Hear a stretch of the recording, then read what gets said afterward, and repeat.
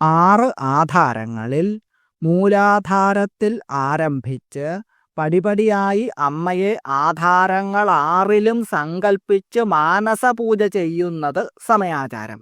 ഇങ്ങനെയുള്ള സമയാചാരം ഇഷ്ടപ്പെടുന്നവൾ എന്ന അർത്ഥത്തിൽ സമയാചാര തൽപര എന്ന് വാഗ്ദേവതകൾ അമ്മയെ വാഴ്ത്തുന്നു.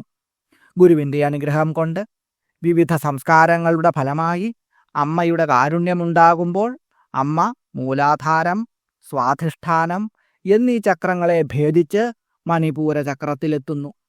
തുടർന്ന് വിശുദ്ധി തുടങ്ങിയ ചക്രങ്ങളിലേക്ക് നയിക്കുകയും ഇവിടെയെല്ലാം അമ്മയെ യഥാവിധി പൂജിക്കുകയും ചെയ്യുന്നു. തുടർന്ന് സഹസ്രാര പത്മത്തിൽ സദാശിവനുമായി യോജിപ്പിച്ച ശേഷം തിരിച്ച് സുഷുമ്നാമാർഗത്തിൽ കൂടി മൂലാധാരത്തിൽ തിരിച്ചെത്തുന്നു. ഇപ്രകാരമുള്ള സമയാചാരം ഇഷ്ടപ്പെടുന്നവൾ.